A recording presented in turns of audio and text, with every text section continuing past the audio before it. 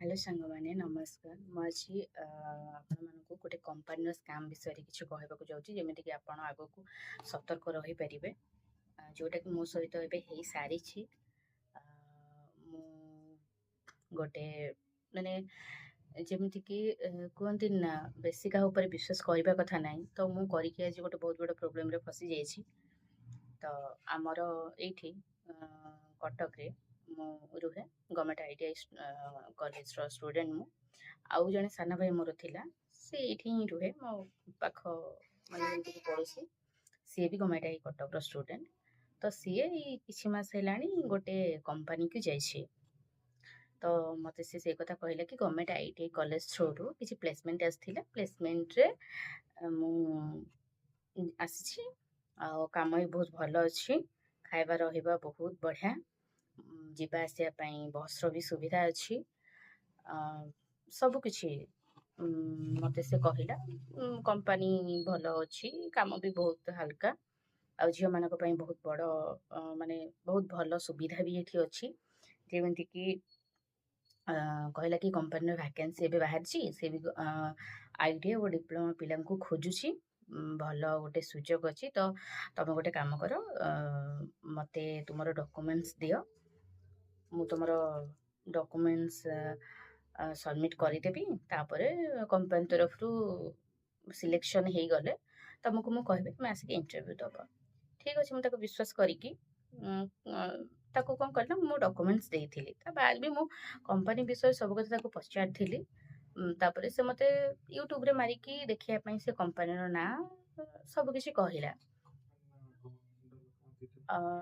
ସେ ବି कंपनी ନାଁଟା ହେଲା Hindalco Aditya Birla industrial private limited एमती कौन कंपनी ना गोटे थिला ताको आम यूट्यूब रे मारिकी सर्च कलु कलापर आम देखिलु कंपनी ठीक ठाक अच्छे कम भी नहीं सबमिट करथिला कि कौन करथिला मु जानिनी फिर तार 2-3 दिन पर मते से कंपनी रु कॉल आसिला हेलो हाँ हेलो हेलो हाँ हेलो कुंतु नमस्कार। हिंडाल्को कंपनी से बात कर रहा हूँ, मुरी झारखंड से। मेरी बात के साथ हो रहा है? Yes sir. हमारा कंपनी में काम के लिए डॉक्यूमेंट अप्लाई किए थे जी सर। रेफरेंस के नाम मेंशन हो रहा है मृत्युंजय स्वाइन। जी जानते हो आप उनको? जी सर। कंपनी कॉल आसला परे से मते कहले कि मु हिंडलक कंपनी रु कहूची आपण फॉर्म पकेइथिले तो आपण सिलेक्शन ही जाइछंती तो काम करबा को चाहुछंती तापरे कहले सब फैसिलिटी विषय रे कहले कौन कौन सुविधा अच्छे से विषय भी कहले तो सब कथा कहला परे तापरे हेटो हम कहली ओके ठीक अछि मसे गोटे डेट भी देले कि तमर मते से फोन करथिले 11 तारिख रे फोन करथिले मते कहले कि 14 तारिख दिन आपनकर इंटरव्यू अछि जदि 14 तारिख दिन आपन आसी इंटरव्यू दोछन तो ठीक अछि नहीं तो नहीं आपन डिस्क्वालीफाई हे जिवे मते लगले बड़ बड़ कंपनी हुए तो एमती हेइथिबो ना बहुत सारा पिला पकाउचंदी ना फॉर्म पकाउचंदी तो हेइ थाई पारे कि अलगा को पिला को समान रखिबे जदि केही न जाउची तो मु कोन कहली ठीक अछि तांको कथा सुनिके भी मु राजी हे गली तापरे मते जो छुआ कहिथिला ए सो डॉक्यूमेंट्स एरिका नेथिला ता ना कान्हा ता नाटा होची कान्हा भल नाटा होची मृत्युंजय स्वाइन ता बापा ना रमेश स्वाइन ता घर होची हमर ए जगतसिंहपुर बालिकुदा से कटक रे ही रुहंती समस्त फैमिली कटक रे ही रुहंती जस्ट मो घर 2-3 घर आगो रुहंती तो मते से फोन कला कि कौन जो दीदी कौन है तोते किसी कॉल जाइए कंपनी में कहले हाँ ठीक है एमती एमती एचआर ना कि जने कॉल करते एमती कहले कि तुम 14 तारिख दिन इंटरव्यू अच्छे न आसो डिस्क्वालीफाई होमती तो सी पूरा एक्साइटेड हो कहला क्वालीफाई हो गलु बहुत भल कथा बहुत भल है आउ ठीक अच्छी आउ जाऊँगी तापर से कौन गोटे कहते कहले कि आपण कहा रिफरेन्स कहतु आसिक सिग्नेचर हेरिका करेंगे तो मुझे आपको कहली कि तू कौन सिग्नेचर हेरिका कर सार कही जाओ सिग्नेचर हेरिका कर सी खुशी कहला हाँ ठीक अच्छे मुझे जाऊँगी एमती तू आसबू तापर हाँ सी कहला कि एतिकी कंपनी जो रहा 2-3 मास ट्रेनिंग अच्छी 3 मास ट्रेनिंगटा रहा आ खाइबाटा से तो किसी पैसा लगे आईटा भी मासक भितर से पैसाटा रिफंड माने रिटर्न हो से पैसाटा ଆଉ ବାକି ଯୋଉତକ ଦିନ ରହିବ ସେଥିରେ କିଛି ପଇସା ପତ୍ର ନେବେନି, ଫ୍ରିରେ ରହିବ। ଠିକ୍ ଅଛି, ପଇସା ସେମାନେ ରିଟର୍ନ କରିଦେବେ କହୁଛନ୍ତି। ସେଇ ବିଶ୍ୱାସରେ ମାନେ ସାନ ଭାଇଟା ସେଇ ହିସାବରେ ମୁଁ ବିଶ୍ୱାସ କରିକି ତାକୁ କହିଦେଲି। ହଁ ବୋଲି କଲି। ତାପରେ ତାଙ୍କ HR ସାର୍ ନାଇଁ କ୍ୟାଣ୍ଟିନ୍ କାର୍ଡ଼ ବନେଇବା ପାଇଁ ସାର୍ କହିଲେ କ୍ୟାଣ୍ଟିନ୍ କାର୍ଡ଼ ଯଦି ବନେଇବାକୁ ଚାହୁଁଛ ତାହେଲେ କ୍ୟାଣ୍ଟିନ୍‌ର ଯୋଉ କ'ଣ ଥାନ୍ତି ୱାର୍ଡେନଙ୍କ ସହିତ କଥା ହୁଅ। କହିଲେ ଠିକ୍ ଅଛି। ତାପରେ କାହ୍ନା କ'ଣ କହିଲା ନା କି ତ ସେମିତି କ୍ୟାଣ୍ଟିନ୍ କାର୍ଡ଼ ବନେଇବା ପାଇଁ କିଛି ତାଙ୍କ ଯୋଉ କ୍ୟାଣ୍ଟିନ୍‌ର କ'ଣ ଥାଏ ୱାର୍ଡେନଙ୍କ ସହିତ କଥା ହେଲି। ସେ ବି ସବୁ ବହୁତ ସାରା ଫ୍ୟାସିଲିଟି କଥା କହିଲେ, ଯେମିତିକି ଆମର ରହିବା ଖାଇବା ପାଇଁ ସୁବିଧା ଅଛି, ମାନେ ସୁବିଧା କ୍ୟାଣ୍ଟିନ୍ ଅଛି, କିଛି ବି ଅସୁବିଧା ନାହିଁ। ରହିବା ଖାଇବା ଯେମିତି ଯୋଉ ଡେରେ ଯେମିତି ଯାହା ହେବା କଥା, ଭେଜ୍ ନନ୍‌ଭେଜ୍ ସବୁ ହବ। ଯିବା ଆସିବା ପାଇଁ ବସ୍‌ର ସୁବିଧା ଅଛି। ଆଉ ଯେମିତି 8 ଘଣ୍ଟାକୁ ଆମକୁ କୁହାଯାଇଥିଲା କି 8 ଘଣ୍ଟାକୁ ଆସିବ ହେରି 18,500 ଆଉ 12 ଘଣ୍ଟାକୁ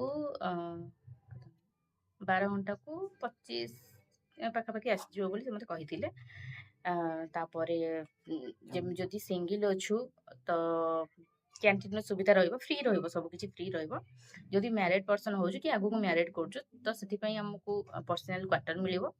ଆଉ ସେଠି ଗୋଟେ ସ୍କୁଲ୍ ଅଛି ଯୋଉଠିକି ଆମ ମାନେ ଛୁଆ ପିଲା ବି ଫ୍ରି ଅଛି ସବୁ ସ୍କୁଲ୍‌ରେ ପଢ଼ାପଢ଼ି କରିପାରିବେ। ଆଉ ଫ୍ୟାମିଲି ସୁବିଧା ଅଛି। ଯଦି ଫ୍ୟାମିଲି ରହିବୁ କମ୍ପାନୀ ତରଫରୁ କ୍ୱାର୍ଟର ଫ୍ରି ରହିବ। ମନ୍ଥଲି ସେ 3,500 ଲେଖା ଦେବେ ଘର ପାଇଁ। ଏଇଭଳିଆ ସବୁ ଫ୍ୟାସିଲିଟି ଥିଲା। ବାସ୍ କିନ୍ତୁ ମୋ କାମ ଥିଲା ଏଇଆ କି ଟିମ୍ ଲିଡର୍ ଥିଲା। ଟିମ୍ ଲିଡର୍‌ର ୱାର୍କ ଥିଲା ବୋଲି ମୋତେ କୁହାଯାଇଥିଲା। ମୁଁ ବି ପଚାରିଥିଲି କି ଟିମ୍ ଲିଡର୍‌ର କାମ କ'ଣ ରହିବ, କ'ଣ କାମ ରହୁଛି ଏଠି, କମ୍ପାନୀର କ'ଣ କାମ ଅଛି। ତ ସେ କହିଥିଲେ କି ଯୋଉ ଏମ୍ପ୍ଲୟି ମାନେ କାମ କରୁଛନ୍ତି ତାଙ୍କର ହେଡ୍‌ରେ ରହିବ କିଏ କାମ କଲେ, କିଏ କାମ ନ କଲେ, କି କିଏ କୋଉ ଟାଇମ୍‌ରେ ଆସୁଛନ୍ତି, କାହାର ସାଲାରୀ ଯାଇଛି ନ ଯାଇଛି, ସମସ୍ତଙ୍କୁ ଖାଲି ଗାଇଡ୍ କରିବାର ଅଛି। ତ ଟିମ୍ ଲିଡର୍‌ର କାମ ଏଇଆ ରହିବ। ତ ମୁଁ କହିଲି ଠିକ୍ ଅଛି, ଯଦି ଏଇ କାମ ତାହେଲେ ମୁଁ କରିପାରିବି। ତ କାମଟା ଥିଲା ଏଇଆ କି ତାଙ୍କର ସବୁ ଆଲୁମିନିୟମ ଜିନିଷ ବନା ହୁଏ, ଯେମିତିକି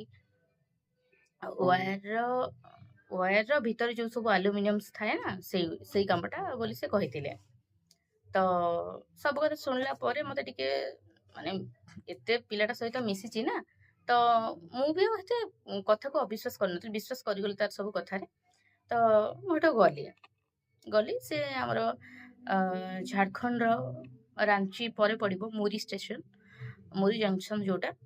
ତ ସେଇଠିକି ମୁଁ 13 ତାରିଖ ଦିନ ଗଲା ପରେ ସେଠି ଷ୍ଟେସନ୍ ଠିକି ମାନେ ମୋତେ ଯିଏ ମୁଁ ଯାହା ରିଫରେନ୍ସରେ ଯାଇଥିଲି ମୃତ୍ୟୁଞ୍ଜୟ ସ୍ୱାଇଁ, ତା ସାଙ୍ଗରେ ଆଉ ଜଣେ ଝିଅ ବି ଆସିଥିଲା। ତା ନାଁ ହେଉଛି ରାଧା ଖଣ୍ଡେଇ ତାର ଏମିତି ଗୋଟେ ଟାଇଟଲ୍ ଅଛି ସିଏ। ଆଉ ତାଙ୍କ ସହିତ ତାଙ୍କର ଗୋଟେ ସାର୍ ବି ଆସିଥିଲେ। ସେ ସାର୍ ବି ଓଡ଼ିଆ।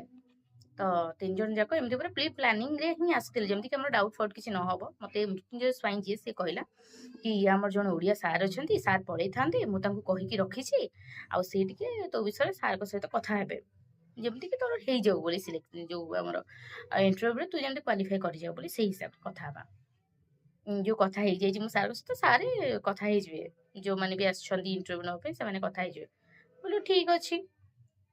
ତାପରେ ମୋର 14 ତାରିଖ ଦିନ ଥିଲା ଇଣ୍ଟରଭ୍ୟୁ। ମୁଁ 13 ତାରିଖ ଦିନ ଯାଇକି ପହଞ୍ଚିଲି। ମୋତେ କହିଲେ କି କ୍ୟାଣ୍ଟିନ୍ ଯୋଉ ହଷ୍ଟେଲ୍‌ର ସୁବିଧା ଅଛି, ହଷ୍ଟେଲ୍‌ରେ ରହିବ, ତମର 14 ତାରିଖ ଦିନ ଇଣ୍ଟରଭ୍ୟୁ ହେରିକା ଦେଇକି କ୍ୱାଲିଫାଇ ହେଲେ ରହିବ, ନାହିଁ ତ ନାହିଁ, ଡିସ୍‌କ୍ୱାଲିଫାଇ ହେଲେ ପଳେଇ ଆସିବି ବୋଲି ମୁଁ ସେଇ ହିସାବରେ ଯାଇଥିଲି। ତ ମୋତେ କ'ଣ କଲେ ନା, ମୁଁ ଯୋଉ 13 ତାରିଖ ଦିନ ଯାଇକି ପହଞ୍ଚିଲି, ମୋତେ କହିଲେ କି ତମେ ଯଦି ଆଜି ଆସିଯାଇଛ, ଟାଇମ୍ ବି ଅଛି। ମୁଁ 12ଟା 12:30 ପାଖାପାଖି ଯାଇକି ପହଞ୍ଚିଥିଲି। ତ ମୋତେ କହିଲେ ଏବେ ବି ଟାଇମ୍ ଅଛି, ଆଉ 15 ତାରିଖ ଛୁଟି ରହିଯାଉଛି, ତ 15 ତାରିଖ ଦିନ ଯୋଉ ପିଲାଙ୍କର ଇଣ୍ଟରଭ୍ୟୁ ଅଛି ସେମାନେ 14 ତାରିଖରେ ଦେବେ। ତ 14 ତାରିଖର ଇଣ୍ଟରଭ୍ୟୁଟା ଆଜି ହେଇଯାଉଛି, ମାନେ 13 ତାରିଖରେ ହେଇଯାଉଛି। କହିଲେ ଠିକ୍ ଅଛି, ଦେଇଦେବା। ତାପରେ ମୁଁ ହେଠୁ ଗଲି, ଗୋଟେ ରୁମ୍‌କୁ ଗଲି, ଫ୍ରେଶ୍ ହେଇକି ଆସିକି ଇଣ୍ଟରଭ୍ୟୁ ଦେବା ପାଇଁ ଗଲି। ଯେତେବେଳେ ମୁଁ ଇଣ୍ଟରଭ୍ୟୁ ଦେବା ପାଇଁ ଯାଏ, କମ୍ପାନୀ ଗୋଟେ ପଟେ ଅଛି। ଯୋଉ କମ୍ପାନୀର ନାଁ କହିଥିଲେ ହିଣ୍ଡଲକ୍ କମ୍ପାନୀ, ତାର ରାସ୍ତାଟା ଗୋଟେ ପଟେ ଅଛି। ଏମାନେ ମୋତେ ଆଉ ଗୋଟେ ସାଇଡ୍ ନେଇକି ଗଲା ପରେ ସେଠି ଗୋଟେ ଛୋଟ ଘରଟେ ଅଛି। ଛୋଟ ଘର, ଯେମିତିକି 2 ମହଲା ଘରଟା ଅଛି, ବହୁତ ଛୋଟ ରୁମ୍। ସେଠି ଜଣେ ହିଁ ସାର୍ ଥିଲେ।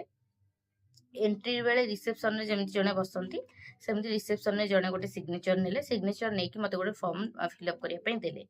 फिलअप करने मते फॉर्मटा देले किंतु से फॉर्मटा मु ही धरिनी मोठू से मृत्युंजय स्वाई मोठू से पेपरटा नहीं गला परे से मोर डॉक्यूमेंटटा फिलअप कला परे मते कहले कि दीटा सिग्नेचर कर दे आ एटा कैंटीन कार्ड पई सिग्नेचर खाली कर दे कहले हो कैंटीन कार्ड पई तो होची तो मु ता कोन करना साइन कर देली तार तीनटा खंडे साइन कर देली तापर मोर सब जेरॉक्स जो डॉक्यूमेंट जेरॉक्स डॉक्यूमेंट अछि से सब गुडा नेकी ता धीरे ऐड करके जो रूम को हमर इंटरव्यू दवा पई गलु इंटरव्यू दवा पई बस मु गली मो पाखरे से मृत्युंजय और राधा दुई जन जाक थिले तो थिला पर मु सार मते जहा जहा पचाले मो ट्रेड थिला ना इलेक्ट्रोनिक्स मेकानिक रो ट्रेड थिला मोर तो मते से रिलेटेड किछि क्वेश्चन पचाले दुई तीन टा क्वेश्चन पचारे मु कहली कहला परे तापरे कहले कंपनी टीम लीडर तुम हो पारिबो जदि तुमको कंपनी 3 मास ट्रेनिंग भितर किसी सैलरी न दिए मते कह जाइथिला ना कि ट्रेनिंग चलिला समय तुमको हाफ सैलरी मिलिबो जेमति कि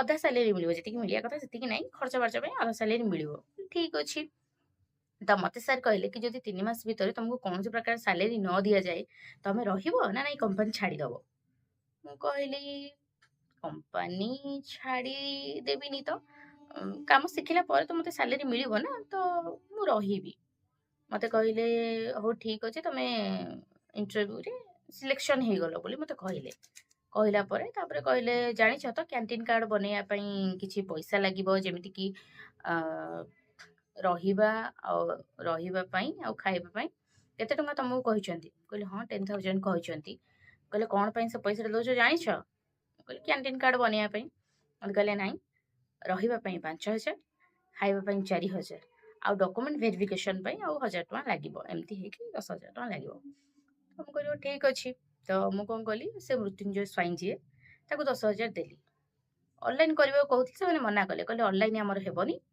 हमर एठी कैश निया जाउछ ठीक अछि तो मु ता हाथ को 10000 टका देली देला पर से सार को देला तापर मुझे बाहर को आसिली आसला पर मते टिके डाउट हैला कि एते छोटो एते बड़ कंपनी रो एते छोटो रो घरे माने से माने काहे कि इंटरव्यू नउछंती कोन तारो रीजन हे थाई पारे तो मु आसी गली रूम को आसिला परे तापर मु भाबिला परे से मृत्युंजय स्वाई जे मु ताको पचारथिली कि एते बड़ कंपनी जोटा कि हिंडलो कंपनी बहुत बड़ सेटा बाहर भी बहुत बड़ देखा होउची बहुत बड़ एरिया से भी हेची ताको सेमती पचारथिली कि एते बड़ कंपनी रे एते छोटो घरे माने कंपनी तो भी बहुत दूर से घर कि एते छोटो कंपनी इंटरव्यू काहे कि निया जाउची से मते कहिथिले से राधा जी आ मृत्युंजय दुई जन जाक मिसी कहिथिले कि जे जहा रेफरेंस रे आसे ताकू एमती पर्सनल सिलेक्शन करी दियंती सेटा तो फेलुआर होबार चांसेस बहुत कम थाए तो सेठी पई करी दियंती सेठी एते गहली थिबो भी टाइमिंग आउट हे गलानी दीटा पर हे जाइतिला तो टाइम आउट हे गलानी तो कंपनी एबे जाई हबनी ठीक अछि हेथिबो सेमती तापर हेडू सेठी सरिला परे से माने मते नेकी आसिला परे बाटरे एमती किछि खेपे हला तापर हेडू से हॉस्टल नेकी आसिला परे मु सेठी रहिली हॉस्टलटा पूरा माने चारिपटे जेमती कि जंगल भलिया हेछि ता मझिरे हॉस्टलटा हेछि जियो पिला का हॉस्टल हेठी केही वार्डन नाहंती केवल कैमरा लागिछि चारियाडे किंतु केही वार्डन नाहंती हेटु आसिला परे सेठी 6 जण खंडे जियो थिले से हॉस्टल रे आ गोटे रूम रे एमती 12 जण खंडे जियो थिले टोटल बहुत कम छुआ थिले एते बड़ कंपनी एते छोट छुआ तापर सबु तक छुआ माने जेमती कि 19 20 21 सबु कम एज र छुआ गुडा बहुत सारा छुआ थिले सेमती कि माने हमर आदिवासी छुआ जेमती कि थिले भद्रक रो छुआ थिले गंजाम रो बारिपदार छुआ थिले तापरे केउझर छुआ थिले ए छुआ सब थिले बाकी अलगा छुआ जेमती कि वेस्ट बेंगल हे गला आसाम हे गला ए सब छुआ समस्त थिले तापरे प्रथम मो सहित के कथाबार्ता कलेनी कि किछि कलेनी हेडू से दिन गला राती रे खाइबा आसिला सेई दिन राती कथा कहूची खाइबा आसिला माने खाइबाटा जेमती कि माने कुकुर भी खाइबनी से खाइबा एते खराब खाइबा सेटा थिला खाइबा थिला भात बहुत टाण जोटा कि मु केबे भी खाइ पारे ना बहुत टाण भात थिला ता सहित तरकारी जेमती कि माने पूरा पानी गोटेटी फळ गोटेटी एई टाइप रो खाइबा थिला सेटा इच्छा ही हबनी खाइबा जणे खाइ पारिबनी सेटाकू हला एई भलिया खाइबा थिला मु से खाइबा को खाइलिनी छतुआ खाइदेली मु खाइलिनी से खाइबा को ता पर दिन सखाळो मते कुहा गला कि मते କ୍ଲାସ୍ ନେବା ପାଇଁ କୁହାହେଲା କି ତମର 6ଟାରେ କ୍ଲାସ୍ ଅଛି, ରେଡ଼ି ହେଇଯାଅ ଜଲ୍ଦି ଜଲ୍ଦି ଆମେ ଯିବା। ହଉ ଠିକ୍ ଅଛି, ଇଣ୍ଟରଭ୍ୟୁ ନେବା ପାଇଁ କହିଥିଲା କି 4 ମାସ ବେସିକ୍ ଟ୍ରେନିଂ, ଯେଉଁ ସରି 4 ଦିନ ପାଇଁ ବେସିକ୍ ଟ୍ରେନିଂ ରହିବ। ତ ସେଥିପାଇଁ ମୁଁ ରେଡ଼ି ହେଇଗଲି। ରେଡ଼ି ହେଇଗଲା ପରେ ଏମାନେ ମୋତେ ନେଇକି ଗଲେ କି କମ୍ପାନୀ ଗୋଟେଠି ଥିଲା, ମୋତେ ଯେଉଁ ଏମାନେ ଇଣ୍ଟରଭ୍ୟୁ ନେଲେ ଆଉ ଗୋଟେଠି ଥିଲା, କ୍ଲାସ୍ କରିବାକୁ ଆଉ ଗୋଟେଠିକି ମୋତେ ନେଲେ। ସେଠି ବି ସେମିତି ଗୋଟେ ଭଡ଼ା ଘର ଥିଲା। ସେଠି କିଛି ବି କମ୍ପାନୀର ବ୍ୟାନର ଫ୍ୟାନର ନାହିଁ, କମ୍ପାନୀର କୌଣସି ପ୍ରକାର ଲୋଗୋ ନଥିଲା, ପୁରା ନର୍ମାଲି ଘର ଯେମିତି ଗୋଟେ ଘର ଥାଏ ସେମିତି ହିଁ ଘରଟେ ଥିଲା। ତ ମୁଁ ସେଠି ଗଲି। ଗଲା ପରେ ମୋତେ ଫାଷ୍ଟ ବେସିକ୍ ଯେମିତିକି କାହା ସହ କେମିତି କଥାବାର୍ତ୍ତା କରନ୍ତି, କାହା ସହ କେମିତି ଇଏ କରନ୍ତି, ସେମିତି କୁହାଗଲା। ତାପରେ ମୋର ଯେମିତିକି ସିଲେକ୍ସନ୍ ଯଦିଓ ବି ହେଇଛନ୍ତି 4-5 ଜଣ ହେଇଥିବେ ନା, ଥୋଡ଼ି ନା ମୁଁ ଏତେ ପିଲାଙ୍କ ଭିତରୁ ମୁଁ ଗୋଟିଏ ଜଣ ସିଲେକ୍ସନ୍ ହେଇଥିଲି, ସେମିତି ହେଇନଥିବ ନା। କିନ୍ତୁ ମୁଁ ଯେତେବେଳେ କ୍ଲାସ୍ ନେଲି ମୁଁ ଏକା ହିଁ ଯାଇଥିଲି ସେଠିକି, ଆଉ କେହି ବି ଛୁଆ ନଥିଲେ, କେବଳ ଜଣେ ସାର୍ ଥିଲେ ଆଉ ମୁଁ ଏକୁଟିଆ ହିଁ ଗୋଟିଏ ଛୁଆ ଟ୍ରେନିଂ ପାଇଁ ଯାଇଥିଲି। ଆଉ ମୋ ସହିତ ଜଣେ ଯାଇଥିଲେ, ମାନେ ଆମ ହଷ୍ଟେଲର ହିଁ ଗୋଟେ ଝିଅ। ସେଠି ତ ମାନେ ଛୁଆ ପୁରା ଜଗିକି ରୁହନ୍ତି, କୁଆଡ଼େ ବି ଯାଅ ଗୋଟେ ଛୁଆ ତା ସାଙ୍ଗରେ ଜଗିକି ଥିବ। ମାନେ ଖାଇବାକୁ ଯାଅ, ବାଥରୁମ୍ ଗଲେ ବି ଜଣେ ବାହାରେ ଛିଡ଼ା ହବ, ଏମିତିକି ଡ୍ରେସ୍ ଫ୍ରେସ୍ ଶୁଖେଇବାକୁ ମୋତେ ଦିଅନ୍ତି, ଖାଇବା ପାଇଁ ମାନେ କିଛି ବି ନାହିଁ, ସବୁଆଡ଼େ ଗୋଟେ ଗୋଟେ ପିଲା ଯାଆନ୍ତି, ସାଙ୍ଗରେ ଜଣେ ନା ଜଣେ ଥିବେ। କ୍ଲାସ୍‌କୁ ଗଲାବେଳେ ଏମିତି ମୋତେ କ୍ଲାସ୍ ନେଲେ, ଗୋଟେ କ୍ଲାସ୍ ବେସିକ୍ କ୍ଲାସ୍ ଗୋଟେ ନେଲେ କି ଟିମ୍ ଲିଡର କେମିତି ବନିବ ବୋଲି ହେଲା। ମାନେ ପର୍ସନାଲି ଜଣଙ୍କ ପାଖେ ଜବ୍ କଲେ କେତିକି ପଇସା ହବ, ଆମେ ଯଦି ବିଜନେସ୍ ଆକାରରେ କରିବା, ଆମେ ଯଦି ଅନ୍ୟମାନଙ୍କୁ ଜବ୍ ଦବା, ସେମିତି କେତେ ଆମର ରହିବ, ମାନେ ଜବ୍ ପଇସା ବିଷୟରେ ଏମିତି ମୋତେ କଣ କଣ ସବୁ ପଢ଼େଇଲେ। ପଢ଼େଇଲା ପରେ ତାପରେ ମୁଁ ଯେତେବେଳେ ଫେରିକି ଆସିଲା ପରେ ମୋତେ ଟିକେ ଡାଉଟ୍ ହେଲା କି ଏଇ ସବୁ ଜିନିଷ କଣ, ମାନେ କମ୍ପାନୀ ଯଦିଓ ବି କୌଣସି କମ୍ପାନୀ କିଛି ରୁମ୍ ଦଉଛି, ସିଓର କମ୍ପାନୀର ଲୋଗୋ ତ ସେ ରୁମ୍‌ରେ ରହିବା ଦରକାର ନା, କି ଏଇ କମ୍ପାନୀ ଥ୍ରୁରୁ ଏଇ ଘରଟା ନିଆଯାଇଛି। ସେମାନଙ୍କୁ ବି ମୁଁ ପଚାରିଲି କି ଏମିତି ଏକୁଟିଆ ଘରରେ କାହିଁକି କ୍ଲାସ୍ ନେଉଛ, କମ୍ପାନୀରେ କାହିଁକି ମାନେ ନିଆଯାଉନି କାହିଁକି ବୋଲି।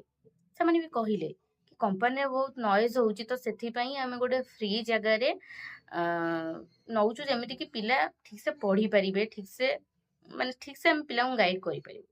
ଠିକ୍ ଅଛି। ତ କିନ୍ତୁ ଯଦିଓ ବି କମ୍ପାନୀ ରୁମ୍ ଦେଇଛି, ତ ଏଠି କାହିଁକି ହେଉଛି କମ୍ପାନୀର କୌଣସି ଲୋଗୋ ହେରିକା ଲାଗିନି। ସେ ମୋତେ ସେମିତି କିଛି କହିନଥିଲେ, ସେ କହିଲେନି, ବାସ୍ ମୋତେ ଭୁଲେଇ ଦେଲେ କିଛି କଥା କହିକି ଝିଅମାନେ। ତାପରେ ସେଠୁ ଆସିଲା ପରେ ମୁଁ ସେଇ କଥା ମୁଁ ମୋ ଘରେ ଜଣେଇଲି କି ଏମିତି ଏମିତି ହେଇଛି ବୋଲି। ସେ ମୋତେ କହିଲେ କି ଠିକ୍ ଅଛି, ଦେଖ କ'ଣ କେମିତି ହେଉଛି, 2 ଦିନ ଦେଖ, ତାପରେ ଆମେ କିଛି କରିବା। ଠିକ୍ ଅଛି, ତାଙ୍କ କଥା ମାନି ରହିଲି। ସେକେଣ୍ଡ ଦିନ ଯେଉଁଦିନ, ସେଦିନ ବି ମୋତେ ନେଲେ କ୍ଲାସ୍ ରୁମ୍। ସେଦିନ ମୋତେ ସକାଳ ବୋଲି କହିଲେ କି ଆଜି କ୍ଲାସ୍ ହେବନି ବୋଲି। ଫିର୍ 3ଟା ବେଳେ ମୋତେ କହିଲେ କି ତୁମର 3ଟା ବେଳେ କ୍ଲାସ୍ ଅଛି। ସେଠୁ ମୁଁ ଗଲି, 3ଟା ବେଳେ ଗଲି କ୍ଲାସ୍ କରିବା ପାଇଁ। ସେଠି ମୋତେ ଫାଷ୍ଟ ଦିନ ଯେଉଁ ସାର୍ କ୍ଲାସ୍ ନେଇଥିଲେ, ସେକେଣ୍ଡ ଦିନ ସେ ସାର୍ ନଥିଲେ, ଆଉ ଜଣେ ସାର୍ ମୋତେ ପଚାରିଲେ ଫାଷ୍ଟରେ କ'ଣ କ'ଣ ପଢ଼ା ହେଇଥିଲା ବୋଲି ପଚାରିଲେ। ଖାତା ସେ ନିଜେ ଦେଖିଲା ପରେ ଯାହା ଯାହା ପଢ଼ା ହେଇଥିଲା, ମୁଁ ସେକେଣ୍ଡ ଡେରେ ସେସବୁ ବିଷୟରେ ପଚାରିଲେ। ନର୍ମାଲ ଜେନେରାଲ ନଲେଜ ସବୁ ଥିଲା, ତ ମୁଁ କହିଲି ଏଇଆ କଥା। ତ ସେକେଣ୍ଡ ଡେରେ ସେ ମୋତେ ଆଉ ଗୋଟେ ପାଠ ପଢ଼େଇଲା ପରେ ସିଏ ମୋତେ ପଢ଼େଇଲେ କି କେମିତି ଜଣକୁ କନଭିନ୍ସ କରିବା ଜବ୍ ପାଇଁ, କେମିତି ପ୍ରଡକ୍ଟ ସେଲିଂ ହବ, ମାନେ ଗୋଟେ ଜିନିଷକୁ ଆମେ କିଣିବା, କେମିତି ଅନ୍ୟମାନଙ୍କୁ କନଭିନ୍ସ କରିକି ସେ ପ୍ରଡକ୍ଟଟା ବିକିବା, ଆମର କେମିତି ପ୍ରଫିଟ୍ ହବ। ଆଉ ମାନେ ଯେମିତିକି ସେଠି ଚେନ୍ ସିଷ୍ଟମ୍ ଥିଲା, ଯେମିତିକି ମୋତେ ଜଣେ ନେଲା, ସେଇଟା ତାକୁ ପ୍ରଫିଟ୍ ମିଳିବ, ମୁଁ ଆଉ ଜଣକୁ ଆଣିଲି, ମୋତେ ପ୍ରଫିଟ୍ ମିଳିବ, ୱିଥ୍ ତାକୁ ପ୍ରଫିଟ୍ ମିଳିବ। ସେ ଆଉ ଜଣକୁ ଆଣିଲା, ତାକୁ ମିଳିବ, ମୋତେ ମିଳିବ, ୱିଥ୍ ମୋତେ ଯିଏ ନେଇଛି ତାକୁ ମିଳିବ। ଏମିତି ପୁରା ମାନେ ଯେମିତିକି ଚେନ୍ ସିଷ୍ଟମ୍ ଥିଲା, କେମିତି ଗୋଟେ ପିଲାକୁ କନଭିନ୍ସ କରିକି ତାକୁ ଏଇ ଜାଗାକୁ ଆଣିବାର ଅଛି କି ଫସେଇବାର ଅଛି, ଏଇ ଟାଇପ୍ର ସବୁ ଥିଲା। ତ ଯେତେବେଳେ ମୁଁ ଏସବୁ କଥାଟା ଶୁଣିଲି, ମୋତେ କିଛି ଠିକ୍ ଲାଗିଲାନି କି ମୋତେ କୁହାଯାଇଥିଲା ଗୋଟେ ଜବ୍ ପାଇଁ, କିନ୍ତୁ ସେଠି ଆଉ ଗୋଟେ ଜବ୍ ମୋତେ କୁହାଯାଉଛି। ମୁଁ ହେଠୁ ଏଇ ପିଲାକୁ ପଚାରିଲି, ମୃତ୍ୟୁଞ୍ଜୟ ସ୍ୱାଇଁ ମୋତେ ଯିଏ ନେଇଥିଲା, ମୁଁ ତାକୁ ପଚାରିଲି କି ଏମିତି କ'ଣ ସବୁ ପଢ଼ାଯାଉଛି। କହିଲା ହଁ, ଏଇଟା ବେସିକ୍ ଟ୍ରେନିଂ ଗୁଡ଼ା ଦିଆଯାଉଛି, ଆଉ ସେଗୁଡ଼ା ସେମିତି ନିଆଯାଏ 4 ଦିନ ପାଇଁ, ସେ ବେସିକ୍ ଟ୍ରେନିଂଟା ସେମିତି ନିଆଯାଏ, ସେଇଟା କିଛି ନାହିଁ, ସେଇଟା ଧୀରେ ଧୀରେ ତୁ ଜାଣିଯିବୁ। ମୁଁ ତାକୁ ଯେତେବେଳେ ପଚାରିଲି ଏସବୁ କଥାବାର୍ତ୍ତା, ସିଏ ବି ମୋତେ ଫାଙ୍କିଲା, କଥାଟା ବୁଲେଇଲା ଯେମିତିକି ମୁଁ ଡାଉଟ୍ ନ କରିବି କାମ କ'ଣ, ଗୋଟେ କମ୍ପାନୀ ନାଁ ସେ ମୋତେ କହିକି ଆଣିଥିଲା, ଏଠି ଆଉ ଗୋଟେ କାମ, ମୁଁ ଯେମିତି ଡାଉଟ୍ ହିଁ ନ କରେ ସେ କାମ ପାଇଁ। ତ ସେଥିପାଇଁ ସେ ମୋତେ ବୁଲେଇକି କିଛି କଥା କହିଲା। ଠିକ୍ ଅଛି। ଖାଇବା ପିଇବା ତ ପୁରା ବେକାର ଥିଲା। ସେ ଖାଇବାର ଭିଡ଼ିଓ ଛୋଟ କ୍ଲିପ୍ ଅଛି, ମୁଁ ଆପଣଙ୍କୁ ସେୟାର କରିଦେବି ଆପଣଙ୍କ ସହିତ। ତାପରେ ରୁମ୍‌କୁ ଆସିଲା ପରେ ଆମ ରୁମ୍‌ରେ ଯୋଉ ପିଲାମାନେ ଥିଲେ ନା, ମୋ ସିନିୟର ଯୋଉମାନେ ହେବେ, ଯୋଉମାନେ ଆଗରୁ ଆସିଛନ୍ତି, ସେମାନେ ମୋତେ କ'ଣ କଲେ, ଆଜି କ'ଣ କ'ଣ ପଢ଼ା ହେଇଛି ଆସ ସେସବୁକୁ ରିଭିଜନ୍ କରିବା ବୋଲି କହିକି ମୋତେ ଆଣିଲେ। ତ ମୋତେ ରାଧା ଯିଏ ଅଛି, ସେ ସେ ମୋତେ କ'ଣ କହିଲା ନା, ସେ ଯେହେତୁ ମୋଠୁ ଆଗରୁ ଆସିଛି, ସେ ମୋଠୁ ସିନିୟର ହବ, ମୋତେ ପଢ଼େଇଲା କି ପ୍ରଡକ୍ଟ କେମିତି ଆସିବ, ପ୍ରଡକ୍ଟ କେମିତି ସେଲିଂ ହବ, ଆମେ କେମିତି ଗୋଟେ ପରେ ଗୋଟେ ଛୁଆକୁ ଏ କମ୍ପାନୀ ଭିତରକୁ ଆଣିବା, ଏଇସବୁ ବିଷୟରେ ସେ ମୋତେ କହିଲା। ତ ମୁଁ ତାକୁ କହିଲି କି ଏଠି ଛୁଆ ମୁଁ ଆଣିବାର ପ୍ରଶ୍ନ ଉଠୁଛି କୋଉଠୁ? ମୁଁ ତ ଆସିଥିଲି ଏଠି କମ୍ପାନୀକି କାମ କରିବା ପାଇଁ ନା। ମୋତେ ଏଠି ଆଉ ଗୋଟେ କମ୍ପାନୀର ନାଁ କହିକି ଅଣାଯାଇଥିଲା। ତ ଏଠି ସେଲିଂ ବିଷୟରେ, ପିଲା ଆଣିବା ବିଷୟରେ ଏସବୁ କଥା ମୋତେ କାହିଁକି କୁହାଯାଉଛି? ସେ ମୋତେ କହିଥିଲା କି ପ୍ରଥମେ ଏଇସବୁ କୁହାଯିବ, ତାପରେ ଯାଇକି କାମ ଅଛି। ଏଇସବୁ ବିଷୟରେ ତମେ ପ୍ରମ୍ପ୍ଟ ହେଇଗଲା ପରେ ତାପରେ ତମେ କାମ ଭିତରକୁ ଯିବ, କମ୍ପାନୀ ଭିତରକୁ ଯିବ। ମୁଁ କିଛି ବୁଝିପାରିଲିନି ତାଙ୍କ କଥାବାର୍ତ୍ତାରୁ କି ଏମିତି କାହିଁକି? ଏ କମ୍ପାନୀ ସହିତ ଏ କାମର କୌଣସି ଲିଙ୍କ ନାହିଁ କି ନଥାଏ, ସେଟା ମୁଁ ଜାଣିଛି। କମ୍ପାନୀ ସହିତ ଏମିତି କିଛି ଲିଙ୍କ ଥାଏ କି ଯେମିତିକି ପ୍ରଡକ୍ଟ ସେଲିଂ କରିବା କି ପିଲାଙ୍କୁ ଆଣିବା, ଏଇସବୁ ବିଷୟରେ ନଥାଏ। ଠିକ୍ ଅଛି, ମୁଁ ମୋର ଗୋଟେ ଫ୍ରେଣ୍ଡକୁ ଏଇସବୁ ବିଷୟରେ ପଚାରିଲି। ସେ ମୋତେ କହିଲା କି ଏମିତି ତ ନଥାଏ, ତୁ ତାହେଲେ ଯୋଉଠିକି ଯାଇଛୁ ସେଇଟା ଗୋଟେ ଫ୍ରଡ୍ କମ୍ପାନୀରେ ଫସି ଯାଇଛୁ। ସେଇଟା ଗୋଟେ ଗାଲୱେ କମ୍ପାନୀ, ଏମିତି ଗୋଟେ ସେଇ ଥ୍ରୋରେ ସେଇ ସବୁ କାମ ହୁଏ। ତ ସେ ଗୋଟେ କମ୍ପାନୀ ନାଁ କହିକି ନେଇଛନ୍ତି, ଆଉ ଗୋଟେ କମ୍ପାନୀରେ ନେଇକି ରଖିଛନ୍ତି, ଯେମିତିକି ଗାଲୱେ କମ୍ପାନୀ ସେଇଟା କୁହାଯାଏ। ସେଇଥିରେ ନେଇକି ରଖିଛନ୍ତି, ସେଥିରେ ପ୍ରଡକ୍ଟ ସେଲିଂ ହୁଏ। ଆଉ ଚେନ୍ ସିଷ୍ଟମ ଭଳିଆ ତମେ ଗୋଟେ ପିଲାକୁ ନେଲେ ହିଁ ଯାଇକି ତମେ ସେଠୁ ଆସିପାରିବ କି କ'ଣ କରିପାରିବ, ନହେଲେ ତା ଭିତରେ ସେ ତମକୁ ଛାଡ଼ିବେନି କି ଏମିତିକି ସାଲେରୀ ବାଲେରୀ କିଛି ବି ଦେବେନି। ଠିକ୍ ଅଛି, ଏଇସବୁ କଥା ମୁଁ ଶୁଣିଲା ପରେ ମୋତେ କିଛି ଠିକ୍ ଲାଗିଲାନି। ସେ ବି ମୋତେ ଯାହା ସେ ସବୁ ପାଠ ପଢ଼େଇଲେ ମୋତେ ବହୁତ ବିରକ୍ତ ଲାଗିଲା। ମୁଁ କହିଲି ଠିକ୍ ଅଛି, ସେସବୁ ପଢ଼ିବା ମୋତେ ଟିକେ ଭଲ ଲାଗୁନି, ମୁଁ ଏବେ ଟିକେ ରେଷ୍ଟ ନେଉଛି, ମୁଁ ପରେ ପଢ଼ିବି ସେସବୁ ଜିନିଷ। ମୁଁ ଏଇଆ କହିଲି, ତାପରେ ରେଷ୍ଟ ନେଲି। ତାପରେ ରାତି ଖାଇବାରେ ବହୁତ ବେକାର ଥିଲା। ସେଦିନ ମୁଁ ଖାଇପାରିଲିନି, ଖାଇବା ଏତେ ବେକାର ଥିଲା ଯେ ମୁଁ ଆଉ ଖାଇଲିନି ଖାଇବାକୁ। ମୋତେ ରାଗ ଲାଗିଲା, ତ ସେଥିପାଇଁ ମୁଁ ଛତୁଆ ଖାଇଦେଲି। ସେକେଣ୍ଡ ଡେରେ କ'ଣ ହେଲା ନା, ଏମାନେ ମୋତେ ଡାକିଲେ କି ସେଦିନ ତ ଥିଲା ମାନେ ଅଗଷ୍ଟ 15 ଥିଲା। ସେଦିନ ତାଙ୍କ ସହିତ ବି ମୁଁ ଯାଇଥିଲି। ଗଲା ପରେ ସିଏ ଗୋଟେ ଯେମିତିକି ଆମର କିଛି ବି ଗୋଟେ ଫେଷ୍ଟିଭାଲ ପଡ଼ିଲେ ଆମେ ଯୋଉଠି ରହୁ, ମାନେ ଆମେ ଧରି ନିଅନ୍ତୁ ଆମର କମ୍ପାନୀ ଆଗରେ ଆମେ ସେଟା ସେଲିବ୍ରେଟ କରିବା ନା। ସିଏ ଗୋଟେ ବିବାହ ମଣ୍ଡପ ଆଗରେ ନେଇକି ସେଲିବ୍ରେଟ କରୁଥିଲେ ସେଇଟା। ଯୋଉ ଅଗଷ୍ଟ 15 ହଉଥିଲା ସେଠି ନେଇକି ସେମାନେ ସେଲିବ୍ରେଟ କଲେ। ଏଠି କ'ଣ ଏମିତି କି ରୁମ୍ ଭଡ଼ା ନେଇକି ଏମିତି ଏଠି କାହିଁକି କରାଯାଉଛି? ମୋତେ ସେଠି କିଛି ଠିକ୍ ଲାଗିଲାନି। ପିଲାଙ୍କୁ ମୁଁ ପଚାରିଲି କି ଯଦି ଆମର କମ୍ପାନୀ ଗୋଟେଠି ଅଛି, ଆମର କ୍ଲାସ୍ ହେରିକା ଗୋଟେଠି ହଉଛି, ଆମେ ଏଠି କାହିଁକି ଭଡ଼ା ଘର ନେଇକି କାହିଁ କରୁଛୁ? ଆମେ ତ ଯୋଉଠି କ୍ଲାସ୍ ରୁମ୍ ସେଠି କରିପାରିବା, ନାଇଁ ତ ନାଇଁ କମ୍ପାନୀ ଆଗରେ ଏସବୁ କରିପାରିବା ନା। ସେ କ'ଣ କଲା ନା, ସେମାନେ କିଛି କହିଲେନି, ସେମାନେ କିଛି ବି କୁହନ୍ତିନି ମୋତେ। କହିଲା ସେ ବିଷୟରେ ତମେ ସାରଙ୍କ ସହିତ କଥା ହେଇଯିବ, ଏମିତି କହିଲେ ମୋତେ। ଠିକ୍ ଅଛି, ଆଉ କିଛି କହିଲିନି। ତ ସେଦିନ ଖାଇବାରେ ମୋ ପାଇଁ ଖାଇବା ଆସିଥିଲା, ମୁଁ ଖାଇଲିନି। ମୁଁ କହିଲି କି ମୋତେ ଏଇଟା ଭଲ ଲାଗୁନି, ମୁଁ ଖାଇବିନି, ମୋ ପାଇଁ ରୁଟି ନେଇ ଆସ, ମୁଁ ଭାତ ଖାଇବିନି। ତାପରେ ବହୁତ କହିଲା ପରେ ମୋ ପାଇଁ ରୁଟି ଆସିଲା। ମାନେ ସେ ରୁଟି ଯେ 2 ହାତରେ ଭିଡ଼ିଲେ ବି ସେ ରୁଟି ଛିଡ଼ିବନି, ମାନେ ଏମିତି ରୁଟି ସିଏ ଥିଲା। କୁକୁର ବି ତାକୁ ଖାଇବନି, ସିଏ ବି ଖାଇବନି, ଫୋପାଡ଼ି ଦବ, ଏଇ ଟାଇପ୍‌ର ଥିଲା। ତାପରେ ମୁଁ ମୃତ୍ୟୁଞ୍ଜୟକୁ କହିଲି, ଆରେ ଏଇ ଖାଇବା ଏସବୁ କ'ଣ? ମୁଁ ଖାଇପାରୁନି, ଏମିତିରେ ବି ମୋ ଦେହ ବହୁତ ଖରାପ ଟିକେ ରହେ। ତ ଏ ଖାଇବା ଖାଇଲେ ମୋ ଦେହ ଆହୁରି ଖରାପ ହେଇଯିବ, ମୁଁ ଏସବୁ ଖାଇପାରିବିନି। ସେ କହିଲା କ'ଣ କି ରୋଷେଇଆ ଆମର ଛୁଟିରେ ଯାଇଛି ହେରି, ପିଲାମାନେ ରୋଷେଇ କରୁଛନ୍ତି, ତ ଯାହା ମିଳୁଛି ଏବେ ସେଇଆ ଖାଇକି ରୁହ। ଏମିତି ମୋତେ କହିଲା, ମାନେ ଯେମିତିକି ଅଲଗା ପ୍ରକାର କଥା ତାର ଥିଲା, ତା ଭଏସ୍‌ରେ ଅଲଗା ପ୍ରକାରର କଥା ଥିଲା। ଯୋଉ ଝିଅମାନେ ବି ଥିଲେ ମୋତେ କହିଲେ ଇଚ୍ଛା ହଉଛି ଯଦି ଖାଅ, ନାଇଁ ତ ନାଇଁ। ଏଇ ଟାଇପ୍‌ର କହିଲେ, ମାନେ ଯେମିତିକି ତମେ ଖାଅ ୟା ନ ଖାଅ ତାଙ୍କର କିଛି ଫରକ ପଡ଼ିବନି। କହିଲେ ହଉ ଠିକ୍ ଅଛି, ସେସବୁ କଥା ମୁଁ ଘରେ ଜଣେଇଲି। ଘରେ ଜଣେଇଲା ପରେ କହିଲେ ହଉ ଠିକ୍ ଅଛି, ଆ, ସେ କ'ଣ କରୁଛନ୍ତି କରନ୍ତୁ, ଆମର ଆଉ କ୍ଲାସ୍ ଯିବା ଦରକାର ନାହିଁ, ଘରକୁ ପଳେଇ ଆସ। କହିଲେ ହଉ ଠିକ୍ ଅଛି। ତାପର ଦିନ ମୋତେ ମୋ ରୁମ୍‌ରେ 6 ଜଣ ଅଛି, 6 ଜଣ ଯାକ କହିଲେ ଚାଲ ଯିବା, କ୍ଲାସ୍ ଅଛି ଆଜି। ମୁଁ କହିଲି ମୋ ଦେହ ଭଲ ନାହିଁ, ମୁଁ ଯିବିନି। କହିଲେ ମେଡ଼ିସିନ୍ ଖାଇକି ଯାଅ। ମୁଁ କହିଲି ମେଡ଼ିସିନ୍ ଖାଇବିନି, ମୋ ଦେହ ହିଁ ଠିକ୍ ଲାଗୁନି, ମୁଁ ଯିବିନି। କହିଲେ ହଉ ଠିକ୍ ଅଛି। ଇଏ ହେଲା। ତାପରେ ମୁଁ ସେ ମୃତ୍ୟୁଞ୍ଜୟକୁ କହିଲି, ମୁଁ କହିଲି ଦେଖ ଏ କାମ ମତେ ଠିକ ଲାଗୁନି, ମତେ ଏଠି ଭଲ ଲାଗୁନି, ମୁଁ ଘରକୁ ଯିବା ପାଇଁ ଚାହୁଁଛି, ଆଉ ମତେ ଯାହା ପଇସା ପତ୍ର ନେଇଛ ମତେ ଦେଇଦିଅ, ମୁଁ ଘରକୁ ପଳେଇବି। ସେ କ'ଣ କହିଲା ନା କୋଉ ପଇସା, ମତେ କ'ଣ ପଇସା ଦେଇଥିଲ ଯେ ମତେ ପଇସା ମାଗୁଛ? ମୁଁ ତ କୋଉ ପଇସା ପତ୍ର ବିଷୟରେ ଜାଣିନି, ଆଉ ଠିକ ଲାଗୁନି ବୋଲି କ'ଣ କହୁଛ? ତମେ ଯୋଉ କାମ ପାଇଁ ଆଇଥିଲ କାମ କଲେ ସିନା ତମକୁ ଠିକ ଲାଗିବ, ତମେ କାମ ନ କରିକି କ'ଣ କହୁଛ କାମ ମତେ ଠିକ ଲାଗୁନି ବୋଲି। ମାନେ ସିଏ ମତେ ଯେମିତି କି ଯୋଉ ଭଳିଆ କଥାବାର୍ତ୍ତା କଲା, ମାନେ ଖରାପ କଥାବାର୍ତ୍ତା କଲା, ବହୁତ ଖରାପ ବିହେଭିୟର ଥିଲା ତାର। ଏମିତି କଲା। ତାପରେ ଠିକ ଅଛି କ'ଣ କରୁଛୁ କର। ତାପରେ ମୁଁ ସେଠୁ ଆସିବା ପାଇଁ ବାହାରିଲି, ମତେ ସେ ଝିଅ ମାନେ ଛାଡ଼ିଲେନି। ଗେଟ୍ ପାଖରେ ଯାଇକି ଗେଟ୍ ବନ୍ଦ କରିଦେଲେ, ଛିଡ଼ା ହେଲେ, କହିଲେ ତମେ ଯାହା ରେଫରେନ୍ସରେ ଆସିଛ ତାକୁ ଫୋନ କର, ଆଇଦର ଆମ ଉପର ସାର୍ଙ୍କ ସହିତ କଥା ହୁଅ, ତାପରେ ଯାଇକି ଆମେ ତୁମକୁ ଛାଡ଼ିବୁ। ମୁଁ କହିଲି କାହାକୁ କଲ୍ କରିବାର ଅଛି, ତମେ କରିକି କଥା ହେଇଯାଅ, ମୁଁ ଯିବି ମାନେ ଯିବି। ତ ମତେ କ'ଣ କଲେ ନା କବାଟ ଦେଇ ଦଉଥିଲେ, ମୁଁ କବାଟକୁ ଖୋଲିକି ତାଙ୍କ ସାଇଡରେ ପଳେଇ ଆସିଲି। ଆସିଲା ପରେ ମୋ ପଛରେ ଆସିଲେ ଜଣେ, ବହୁତ ଦୂର ଯାଏଁ ଆସିଲେ, ସାର୍ଙ୍କୁ ବି ଫୋନ କଲେ।